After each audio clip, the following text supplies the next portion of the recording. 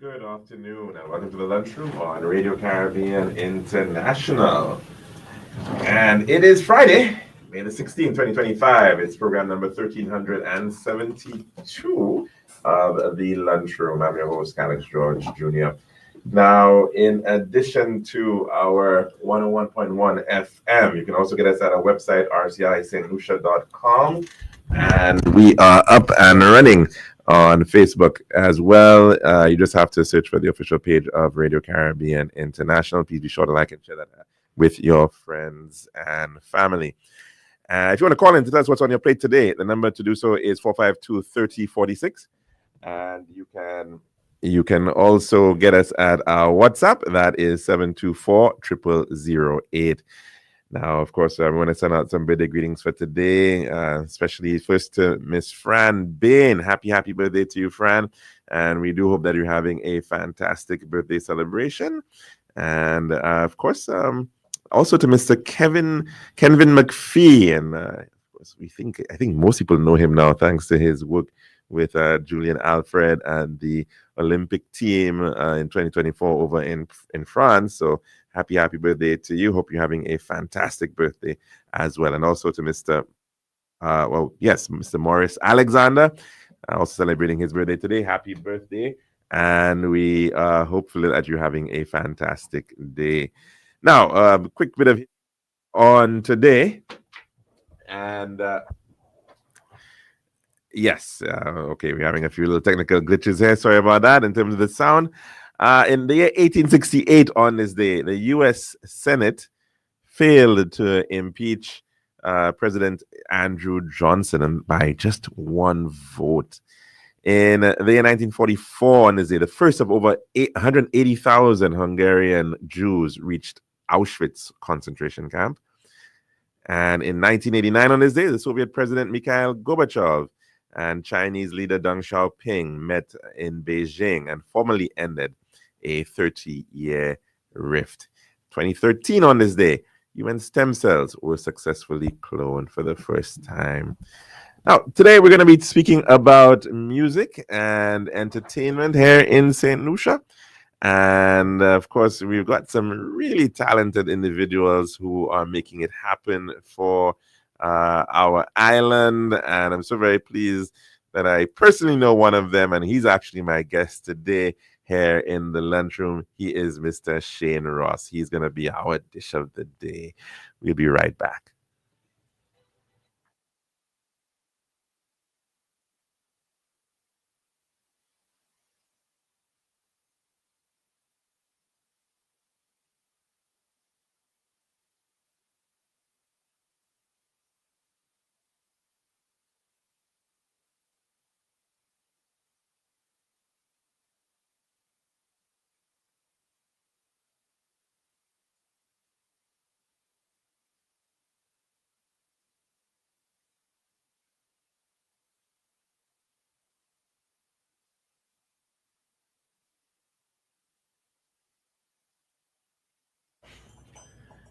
Now, welcome back to our program here today at the Lunchroom. And of course, we're just coming off the end of the St. Lucia Jazz and Arts Festival.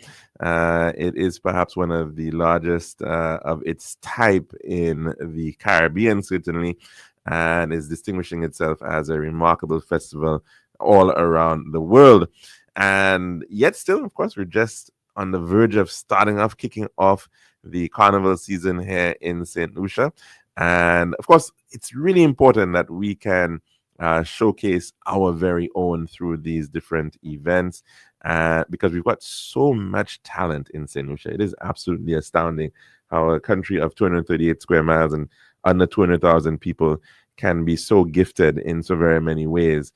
And one of the most gifted ones I know, he's right here with me. We've got a very long history being classmates together, going way back in St. Mary's College. And every break time, we had a whole jam session using the teachers' desks as the drum set happening in 2R28 and 3R7 and all those. 1R32. It was happening from Form 1. That's true. Yes. Yeah. And he is none other than Mr. Shane Ross. Shane, in fact, we've switched roles, it seems, Yes, because yes, we you have. were reminding me that you actually had I have interviewed interviewed me you once back before back in another life, in another life. in another life, in Indeed, another profession. indeed. Shane, thanks so very much for joining us here Thank today. you for having me. It's an absolute pleasure. And congratulations. I mean, what 1,377 episodes. That in itself is a fantastic feat. So keep it up and Yeah, keep doing we got what a you're little doing, ways to man. go, though. I mean, that's It doesn't but it's a matter. daily show, so it's Yeah, pretty but easy to rack it's up the numbers. that's And true. But it's yeah, still nonetheless it's pretty impressive at the end of the day. thank You you, know, thank you. it's And to keep doing it for as long as you have, and to keep the zeal up and keep the enthusiasm up is very difficult. And believe you me, I know. it certainly is. Now, of course, and thanks to you can help us keep that going. Indeed. Let's hope. Tell us about some of your projects going on right now, because you just came off, well, St. Lucia Jazz and Arts. You were Hmm. actually emceeing a lot of these different events. Only And two actually. oh, okay, Yeah. So I did the Ultimate Celebration, which was the what's commonly referred to as the Sunday the Jazz. Sunday Jazz, the So I climax. emceed that. Yeah. I also emceed the final day of Jazz on the Square. Okay, That's with the headliners, the festival band. That's Gregory Piper and his squad putting together what was, for me, like it a very nostalgic set with music that is underrepresented in my opinion, definitely. but definitely something that we need to focus on and we need to bring I, back. I really want to say that it's a little unfortunate that that tradition of jazz on the square, which really was a remarkable staple Hmm. of the St. Lucia Jazz and Arts Festival. I think that little hiatus, between the years where we didn't have jazz, they've brought it back, but I don't even know if people have realized that it's That it's being back. brought back. And but the level of talent and local content is really superb. Absolutely. Really, really, I think I caught some of it on Thursday as well, and I was really, really blown away. Absolutely. As with anything else, there are certain logistics that have to be ironed out, I think, more effectively and more efficiently than they were this year. So, for example, you had situations where the start time had to be kind of pushed back to accommodate the church Right, and there's a funeral going on, right? right. So Exactly. issues like that are issues Hmm. that again, these things need to be ironed out in the future, but definitely the potential for Jazz on the Square still remains very, I think it's a very viable option to be more inclusive of jazz. Another thing as well is that the value of it in terms of having a lot of kids who probably otherwise would not have been exposed to a jazz event. So you have Jazz on the Square, not to mention the junior Junior jazz jazz up at events Serenity like that. Park. I think it's the value of these things is something that may not necessarily be realized this year or This is next like a year. 20-year But yeah, yield, definitely, because basically. I could speak for myself and say unequivocally that I'm a product of the St. Lucia Jazz and Arts Festival. Had I not been exposed to performing on that stage and then emceeing and doing various disciplines around the art form, Mhm. had I not been exposed to that from such an early age, I think my career path would have probably been totally different as to where I'm at right now. But and I'm not the only one. I'm just speaking for myself. But for example, the technical teams. I remember going to when I first started emceeing and being backstage at the St. Lucia Jazz and Arts Festival. Most of the team would be foreigners. Like there were people The that whole BT set, right? They were in charge of the whole production. and now the people that you see are the same people that you'd see backstage of the Jimmies, for example, or other events that are being put on. I think all in all, we're becoming really good at putting on shows. And at the end of the day, it's about having that translate into something that could be could be leveraged on a regional level. Yeah. Where I think that St. Lucia has the potential to be the party capital of the Caribbean. And when I say party capital, Yeah. I'm not speaking about just jazz specifically, but year round. And I think we're well pleased to do so because we have jazz, we have carnival, we have Journée Creole. Mhm. And of course, from there you go into the end of the year with Christmas and Thanksgiving and stuff like that. Mhm. So essentially, we can put on events year round, Mhm. and yeah, as And long as it's something it's viable. a really important point you're making, that, and also to highlight that there's so many skill sets that have to become Absolutely. together to really make a really impactful experience for Absolutely. persons coming to those types of events. I mean, early on you were just congratulating Hyper, his work. Yeah, man, he on was stage in phenomenal. terms of DJing and for the weekend and what is going on there. And I'm also thinking that, I mean, we also have Maureen, and quite recently I was telling her that, I hope she's got a little bit of a succession plan, working with some of the younger, up and coming individuals, because emceeing in itself is it's a challenging, undertaking to be on stage.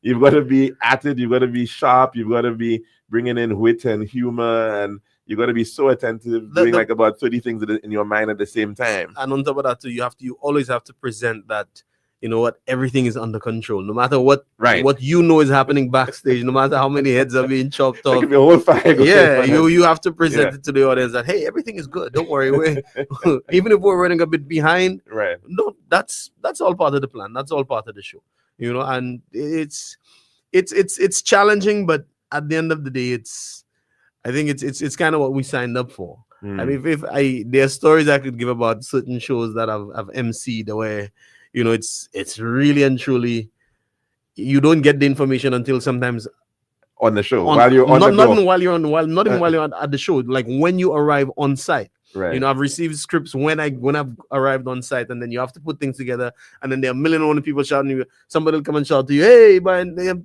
make an announcement that this person's vehicle, this person left their lights on," and stuff like that. Man, let me tell you, but at the end of the day, it's about being able to think on your feet. And I dare say Izai does that very well. Oh, he's legendary. Oh, background makes him really man. I think he's one of those gems where I don't know who could. And I keep on the whole issue about the succession and the passing on of the baton and the growth.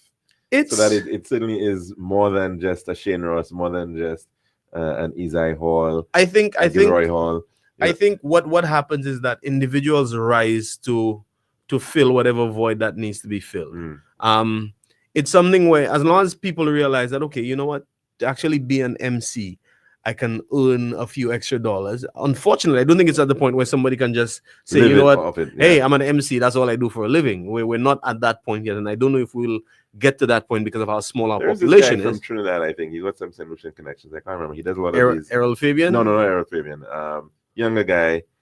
He does a lot of these productions for these soca shows and stuff. I can't remember his name offhand, but he seems to be doing a lot of that. Is he a DJ as well? I'm not even sure who you're talking about, to be honest. I'm bad with names. But it'll come to us maybe during the break or something.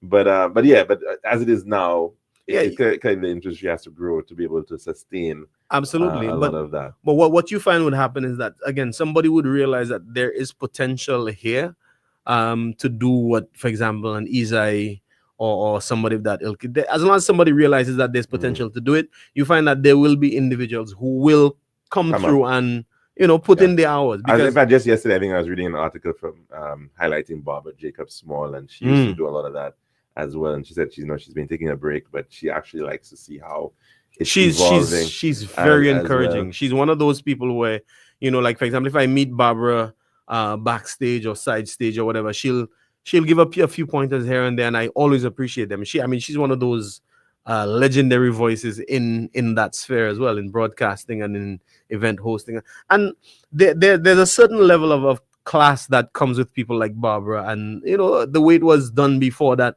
I dare say it's not that it's a dying art form, but I think more people need to look at it from the traditional roots. Where I have to look at it from, not everything is there's a certain way that you can present it, or that you should present it, that essentially adds there's still standards. There's still standards. Right? But yes, well put. Yeah, there's still standards.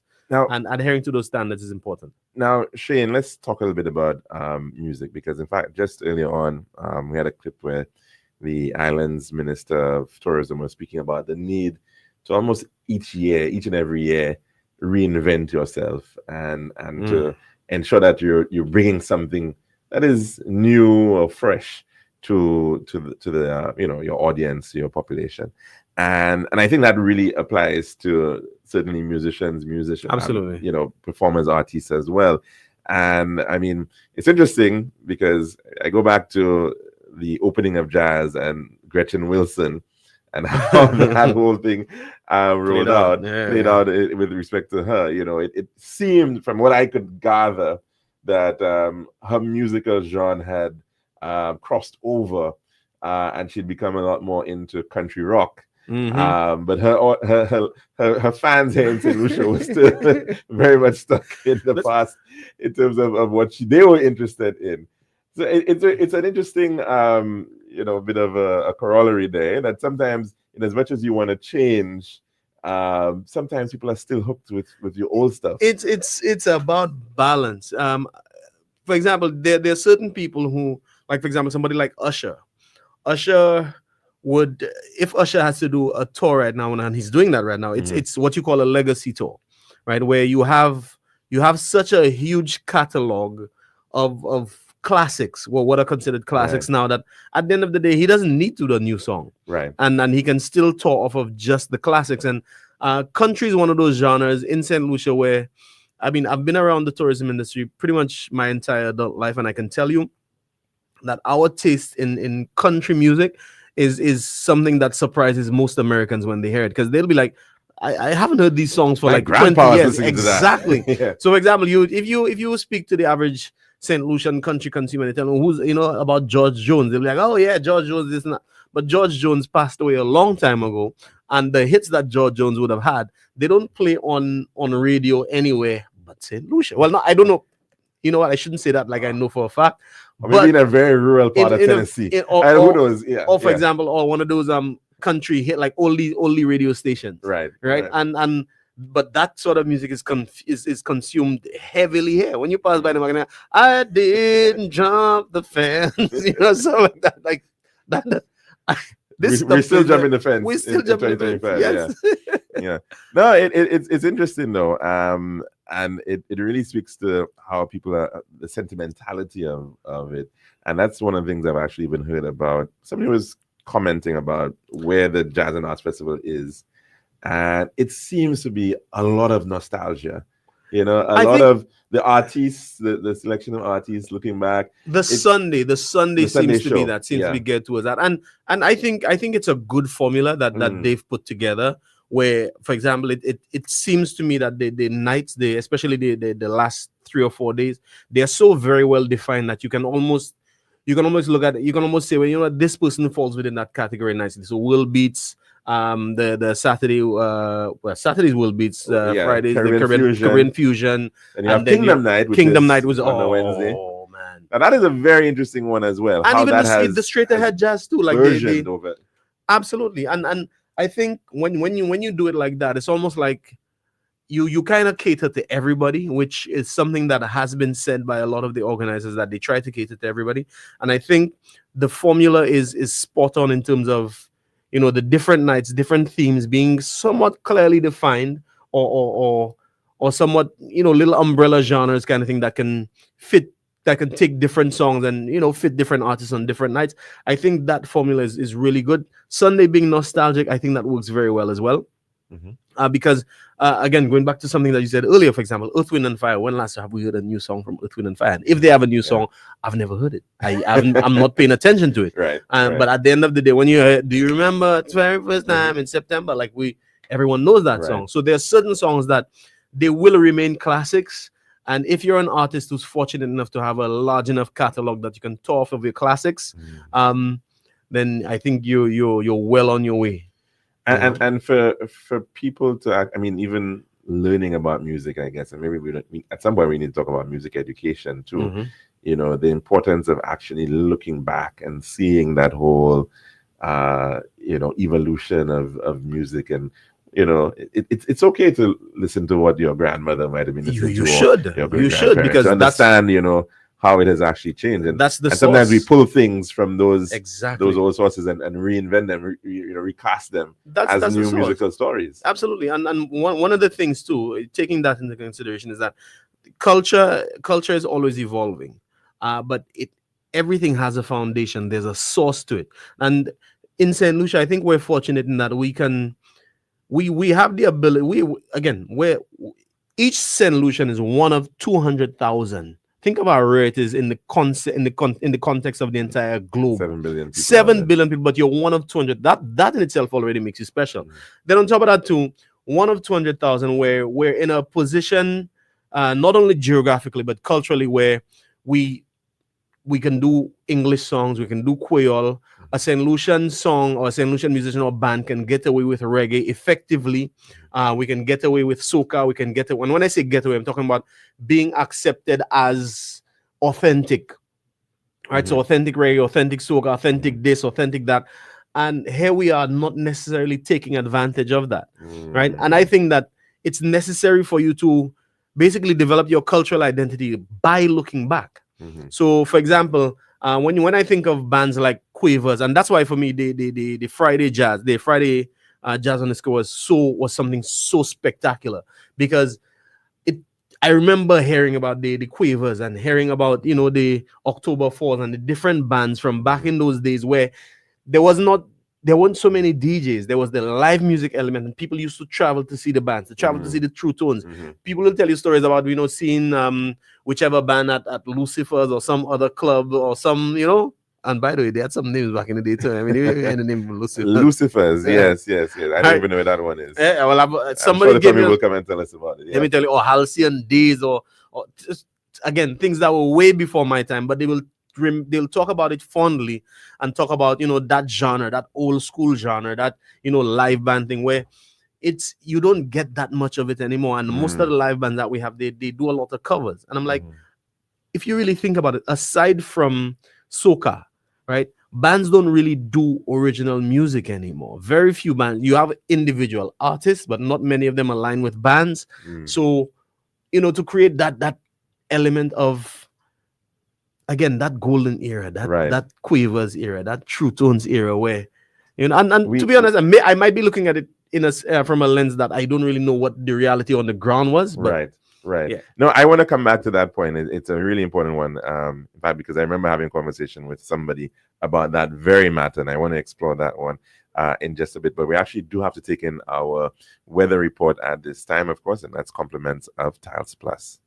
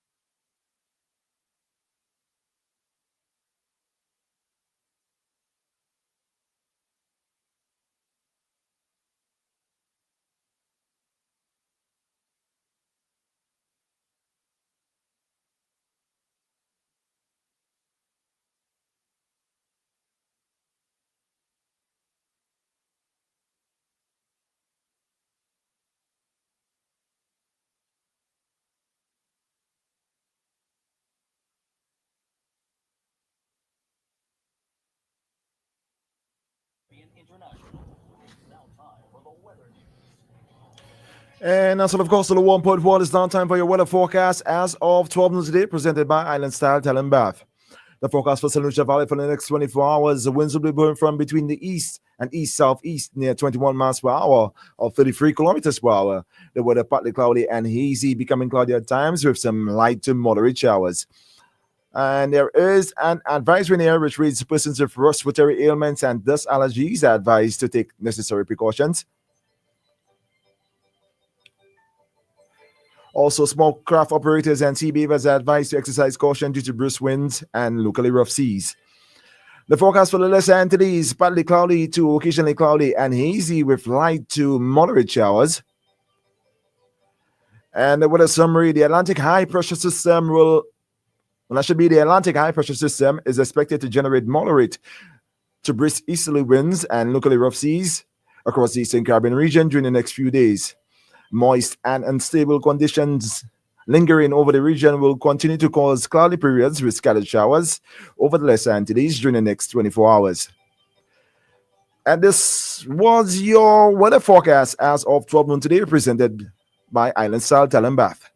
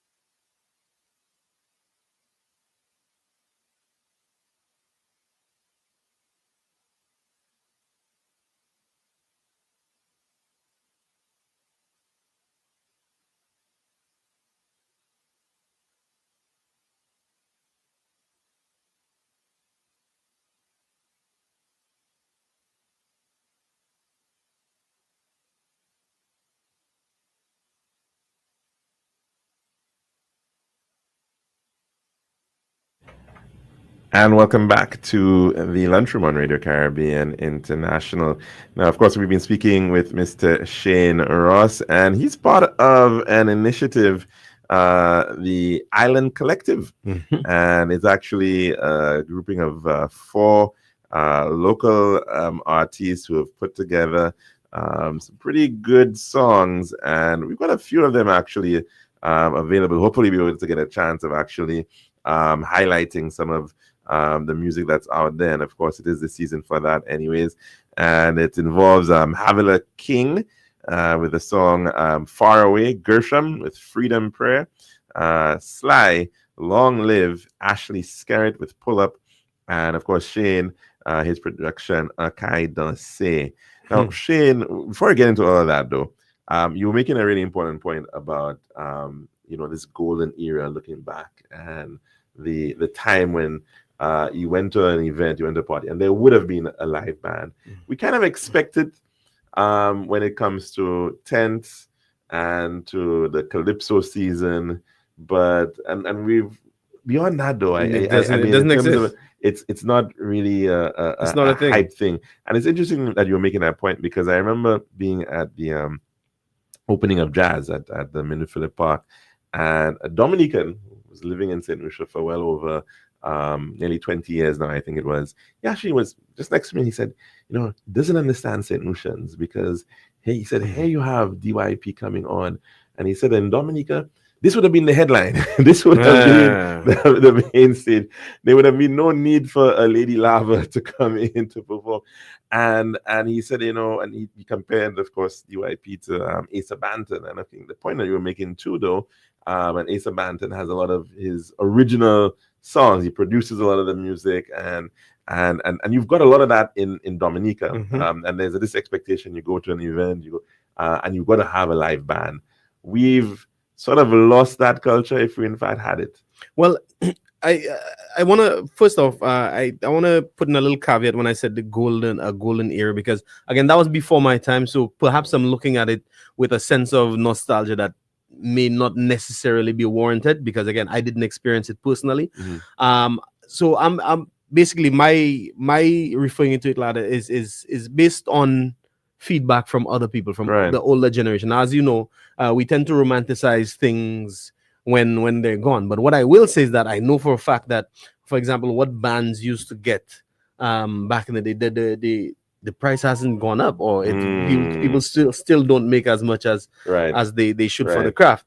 That's one side of it. The other part of it is that in terms of the original music, I think part of the reason that the focus has been lost where that's concerned is because it's not incentivized, not properly. And then on top of that too, you have technology being such that you can have a DJ, and the DJ will run for the entire night. I was about to say, is it that we got too modern too quick? I don't. I think and that our DJs won out very, very quickly over in the case of Dominica, where but there's something was not- there's something about a live band that you can't put a D, and no offense to Hyper, the DJ, no offense, but there's something about live music that it literally gets your soul moving. I mean, in a way that you can't replicate. A DJ can't replicate that. I remember going to something at Kentry's on Jeremy Street, and he brought in this group, drum group. I think it was out of, I'm trying to remember exactly, but I think there were a lot of guys out of Dominica. I think it was a Dominican band. Excellent experience, and but you're seeing that there's a desire for that. There is, right? because you see the solo man, events, and people go all around the island looking for these types of experiences. Listen, we have an affinity to rhythm that you can't take away. As people who have African descent, who have East Indian descent, there's a connection to rhythm that I think if we're not losing it, we're ignoring it. And rather than taking it and allowing it to develop or to manifest itself in a more modern way, what we've done, we've essentially gotten rid of it, or we've ignored it for what we perceive is supposed to be popular, right? I remember one year listening to a lot of the soca from St. Lucia. I'm like, but Leo, we're really trying to sound Trini, and at the end of the day, the Trini's going around trying to sound like us. So where do you find that? And that was around the time of the Magarose rhythm being big in Trinidad, right? That 140 BPM music that just has this. But that is like a St. Lucian groove. That's a St. Lucian groove with roots in West Africa, with roots in Brazil. It's that sort of rhythm. That's us, and we shouldn't ignore it. And I know it might sound somebody might say, but to me, R&B mid used to do, or mid does, or whatever. And at the end of the day, my answer to that is simple. I'm a musician at the end of the day. I actually wanted to come to that because I want to talk a little bit about Shane Ross, the journey, your own musical journey. I mean, where you began. I mean, obviously back in 1R32 and 2R28, you probably thought that you were a rap artist at that point. and before that, I thought I was Calypso. You thought you were Calypso before that? Primary school, yeah, man. And then, although funny enough, our dear friend Mecca, Mr. Kid Ross, he went that direction. Kid Ross, I said, even better, Kid Carter, sorry, from Labry. He went that route of developing his rap. But he's also obviously he's very focused on the administrative side of music now, right. And he's put in a number of years in terms of developing that side of it. I mean, Keen is one of the hardest working people that I know. I think there was a year quite recently through Netflix. There's a film. Placement, music as well. I mean, Keen works him alongside Dupes and they people work really hard. Yes, kudos to them. Hats off to them. It's necessary. You have to push. And then quite recently, even, I mean, he got honored through the Grammys. I think it was Yogi. Johan, Yogi, the producer, yep. And great to see that, of course, and his own journey with his mother being so instrumental in the community of Ancillary, developing. He and I worked on the jazz. There was a jazz jingle for 2014, I believe. Oh, okay. That's a project that he and I worked on together. I mean, for a while, Shane. What are you talking way back? Let me tell you. No, but tell us a little bit about that, though, because in terms of you started off with a certain genre of music that was pretty appealing to the ladies, I would probably say. I mean, it's. I went through all of the morphings, the metamorphoses of finding my own sound, and all of that led me back to what do I need? What I need to stand out has been right there under my nose. And I think what I ignored for a long time is the Creole aspect of it. It's such a beautiful language. The rhythms, the vibe about it is just, it's ours. That's the most important thing to me. It's ours. It's unique. You can't go on Chat GPT and tell Chat GPT to write a Creole song for you.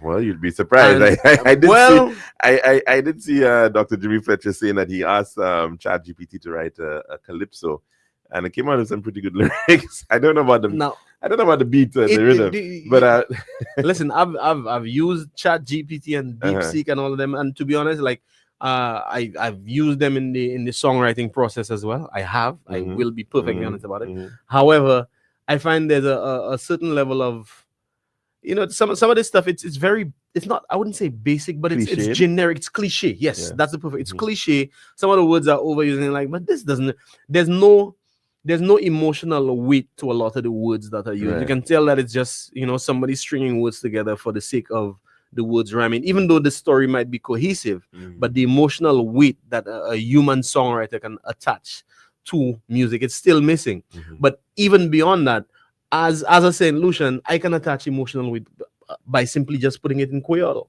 Mm-hmm. right? And having the rhyming structure such that somebody would understand, or want to listen to it based on the fact that it's called, because it's ours. Again, it is ours. And the fact that it's ours, there's I think a spiritual connection to the music, to the rhythm, to the language itself that has been ignored, or not necessarily ignored, but has not been exploited in a way that allowed for the growth of it.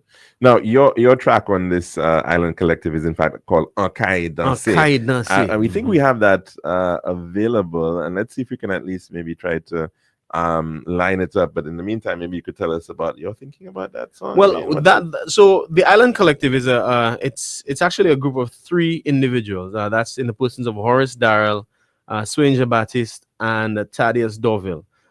They basically came together. Swain being the producer, Horace and Thaddeus more the administrative side. They came together and they were like, you know what? Let's form this collective that we can release quality music year round. So what happened? I think it was an initiative that they partnered with the Saint Lucia Tourism Authority. I'm not exactly sure as to the under the behind the what's going on, scenes, yeah, what is it? what's happening Yeah. behind the scenes. But I was approached. Swain sent an instrumental to me. I was like, "Yo, this reminds me of the quavers and that sort of thing." I was Mhm. like, and he's like, "Yeah, we want a Creole song on that." Okay. So then I started writing the song, and the more I wrote this, I'm like, yes, it's taking back there. And then I said to him, listen, I'm like, let's put some live drums and live bass on that. So I reached out to Juan Paris, that's in the US, and Dean Ben in the UK, and we got some live drums on there, live drums and live bass on there, and that just took this production to like an entirely different level. It just felt authentically St. Lucian. I can give you a little story where I was in Grosley a Friday night, or a Friday or Tuesday night. I think it was a Tuesday night, Mm. and this gentleman was passing, right? And I was just playing the demo in my vehicle, and this dude stopped next to my vehicle and he puts his phone up. I'm like, why is he coming towards me? And he comes close. I'm like, what's going on there? And the music is playing. So then I switched off because I'm like, okay, maybe I should, reach under the seat. Anyway, let's not. I'm joking. Uh, But anyway, so he came closer. So then I opened the door, and he's like, sorry if I disturbed you. He's like, I was just trying to Shazam this. I'm like, oh, you won't get it on Shazam. mm. And he's like, this is what is this song? I'm like, this song is not available anywhere. This is just a demo a friend of mine sent me. We're Right. working on this. He's like, this is a real Saint Lucian rhythm. And then he goes on to give me a story about he worked as a DJ in the Netherlands, or somewhere over in Europe, and how, and this man was a legitimate music historian. Like, he started telling me things about music and then I was like, listen to how, again, just the rhythm, hearing that rhythm kind of connected with him. Mhm. And I promise you that is the sentiment that we have to our music. And again, I don't understand how it's something that, I don't understand how they did those genres that kind of reflected that, like, they just fell by the wayside. And Yeah. I think part Yeah. of it is because, again, the bands were not incentivized, Mhm. where, people figured, you know what, let me, I'll send my band in the hotel, we'll make a couple of bucks that way, because there's not that many live events going on to keep us sustained as musicians throughout the year. And Mm. I mean, a whole bunch of different things. But at this point, because of how democratized music has become and how easy it is now to produce music, I think now we should just open the floodgates. I mean, again, we have a population of 200,000 people, give or take. Mhm. To me, for so many talented people, so many great musicians that I know, so many of them, it's like, yeah, let's take it to another level. At the end of the day, let's do it because we love it, and the people will come. The finance will come. I think we should take a bit of the kind of say in at this time, of course, to get a little taste of the rhythm. Let's go right ahead.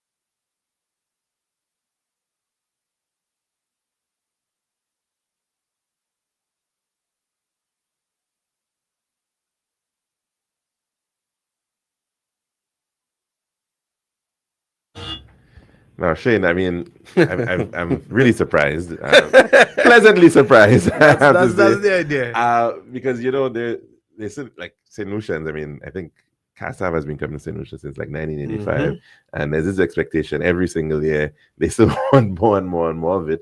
But then the fact that in fact, you're showing that we can produce this music. Yes, we can. Today, and of course, I mean, it's interesting too because what we've seen is through the Dennery segment, a different genre of, I guess you could say, a more modern twist on Creole music. But this is you're showing that the more traditional form of it, the Kadas form of it, is actually Absolutely. still very much in demand. Absolutely, and not only that too. Like this song is supposed to demonstrate that the lyrical cohesion, the storytelling factor of it, Yes. can still be done in a way where it's not just about we made that out and stuff like that. Like it's. And again, I'm not knocking it. Everything has its place. No, I no, believe split in the middle is like that's yeah, So, I mean, absolutely. the interesting crossovers though. I mean, a song like this though, definitely the crossovers, I suppose, more into the French, Martinique, Guadeloupe, French diaspora, Francophone world. I mean, which is a huge space in Absolutely. itself. I mean, that's the idea behind doing it, to tap into that. And it's funny that you should mention Casa. Like one of the groups that I remember, for example, anytime Midnight Groovers comes to St. Lucia, they'll perform and like song after song after song, hit after it. And you look at the way that people respond to it. It's supposed to be dance in that music. It's dance music. Yes. Yeah. To a rhythm that is us, to a rhythm that is ours. Like that. I can't stress on that enough, that we need to focus on what we can genuinely consider to be ours, even though we can get away with different genres, doing them in various ways. But again, we still need to expand the palette, and we still need to focus on something that we could say, yeah, this is an authentically St. Lucian sound, or this is right along the lines of what we need in St. Lucia. And another thing too, I'll be honest, there's a niche that bands like Kassav, bands like Midnight Groovers, bands like Tabu Combo, there's a particular niche that when they are no longer with us, unfortunately, there will come a time that we will look back fondly, but there'll be nothing to take its place. So at the end of the day, my take is that, you know what, here's a little bit of something that I think could have some cultural significance. So at least, this is ours too. This is a sound that we can have too as St. Lucian. So I'm focusing a lot on those authentic sounds with more stuff that you can dance to, really. How important is collaboration in the music space for you right now? I mean, and obviously you're doing this Island Collective, and the importance of these links, these connections to really spread that music and make those breakthroughs. For me, the collaboration that I've focused on is more on the like the musicianship side of it, right? So for example, I don't personally, and this is not me saying that I would not do it, but I like to create individual pieces of art.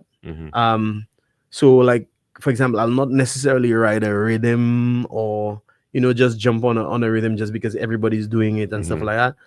So what you find that does, it kind of limits the pool of people that you feature with, and in addition to which, what also happens is that because of the way that I kind of jump between genres and the type of music that I do, like it's like there are times I've sent instrumentals for people and they're like, yeah, but I don't really want to write on that. I can't really come up with a concept that I think would really work for that.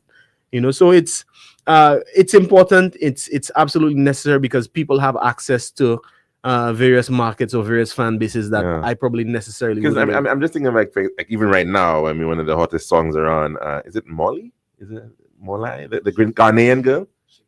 Oh, Shake It to the Max, right? That's a Jamaican. But she's Ghanaian. But we're saying like Ghanaian, the rhythm is. then she's taking it right, and it's The rhythm is a Jamaican. Well, I'm not sure. Was it a Jamaican? Is it a Jamaican rhythm? I'm not too sure that it was. It's her rhythm, isn't it? It's hers. Okay. But yeah, it's an African-based rhythm, but it's become the version that's so popular now. I think is a Jamaican remix of it. You're right. So I'm thinking that you sometimes do get these interesting crossovers, and if you listen make to that even just grow the reach of the music. One of the biggest acts right now in Afrobeats is, if not the biggest, is Burna Boy. And Burna Boy's, I mean, you hear the Jamaican influence in his music. Yeah. So it's one of those things where it's like it kind of came from Africa, went to Jamaica, and then came back to Africa. Right. You know, and I think there's a lot of that's gonna happen again, especially as people realize the need for authenticity. Because even in the social media space, you realize things that go viral are things that people can detect a certain level of authenticity, right? And I think again, as St. Lucians, let's focus on what's authentically ours because we can create a market around it, right? So stuff like a Kaida say or anything that it feels you like. Any St. Lucian will know and feel when something is St. Lucian. It's one of those unspoken things where you'll hear a particular word, for example, our national word, and your ears will perk up wherever you hear it. You could be anywhere in the world and you hear that, that's a St. Lucian probably saying that, especially given the context that you'd probably hear it. And it's the same sort of thing with our music. So the focus is to do more of it. Right? It's interesting though, because we're in a really remarkable space. And I mean, I'm just thinking again about how a lot of these Nigerian artists, the Afrobeats artists, they've been able to make that mesh between their traditional musical form, but at the same time, their own languages are also coming in. But it's also, it has been via, I guess, a London connection, kind of, if you can say that. And we're in an interesting position because we're bilingual or multilingual, as you say, in some respects here in St. Lucia. But I'm not sure, have we been able to make that breakthrough? Are we still waiting for that opportunity to really get these breakthrough moments at international level? I think it depends on what you consider a breakthrough to be. So, for example, Teddyson John, Pioka Pale, Pale, Pale, right? Songs like that. Those sorts of songs are songs that I mean, they, from what I know, they had global appeal. I don't know what the metrics are. Right. And you can pick out different songs like that, you detect the little bit of Creole in there and you see that this song is kind of picking up and people who don't even understand what the song is saying are actually saying it. As to how far it has gone, I don't know. I wouldn't know what the metrics are. But what I will say is that consistency is key. Let's just keep doing it. Let's just do more of it. Let's just increase the volume of it. So something will. It's gonna happen. Something exactly. Right? Something will stick, and you'll have numbers on your side. And I suppose the other big issue to market presence. You kind of have to get into the big market, so to speak, for those things to actually have to happen. And that Rihanna could not have become a Rihanna if she had just been, let's say, staying in Barbados or staying in the Caribbean. We'll never know. But what I will say is that the volume of music that's being released globally it's phenomenal. It's immense. It's intense. It's insane. And then on top of that, too, you have the advent of AI. Right. You have so many different platforms and so many different avenues to release music to get music out. And again, because music is so easy to produce now, financially, like anybody can do it. Again, you have to me, every person owes it to themselves to find what is it that stands out about their music specifically. And again, we're one of 200,000. We have a unique culture. We have a unique identity. We can use that to stand out as St. Lucians and basically make our space, if not for a global audience, but at least to dominate our own market. Because when you have numbers like you have for the St. Lucia Jazz and Arts Festival, imagine, a St. Lucian literally headlining the event. Not necessarily Sunday, because again, we know it's kind of legacy, but maybe a few years from now, have a St. Lucian headlining it, or whatever, but headlining. For example, Ricky T got some fantastic feedback, right, from his performance on the Friday, with a lot of people saying that, hey, this dude he could have been the headliner. I remember watching Mishak perform in Soufre, and I was like, yo, but Mishak is just as good as Sizzler, and when you have those sorts of things happening, like, you know what, let's do more of it. Let's just hit it, like creating that avenue. And let's just do it. So so again, even if you don't break internationally, and again, the whole concept of something being international, to a Dominican, we're international. To a Trini, we are international. International is just something that's outside of your own borders at the end of the day. But I think that if you build it, they will come, right? If you have that level of authenticity, they will come. Imagine if you're at your home, right? your home is quiet, whatever, and then your neighbor, you're hearing like this booming music, and you see a whole bunch of people going to your neighbor's home. You'll want to go and see what is all this commotion about. If the market becomes vibrant, where a lot of local music, a lot of original music is being created, consumed, and enjoyed, then people will start to hey, what is this? They'll start to take notice. I mean, look at the presence over the last year or so. I'm seeing the pitons on my Instagram and my Facebook feed like crazy. Yeah. Jake Paul, a whole bunch of people. It's like, yeah. I feel like something's happening, and now is the time for us to strike while the iron is hot. Let's create that uniquely St. Lucian thing. Let's define it better. Let's have more people, contributing towards the development of something that we can say that this is ours in a way that nothing else is. Awesome way of ending. Thanks so very much, Shane Ross. Of course, he's part of the Island Collective, making it happen, producing music all throughout the year, and we're certainly welcoming that and that initiative. Shane, there's always a lot more that we can talk about, and I think we're going to have to do that again because it was really, really rich. We have Carnival coming up very soon. I think Teddy needs to bring you on to give some commentary regarding all of that happening too. Any calypsos coming out from you? No, maybe writing projects. We'll see. We'll see. Okay, so sounds awesome indeed, gentlemen and ladies out there. Thank you so very much for listening to us here at the Lunchroom on Radio Caribbean International. Of course, thanks to Shane and Hyper making it happen behind the scenes. And we do hope that you have a very blessed and enjoyable weekend. Take care.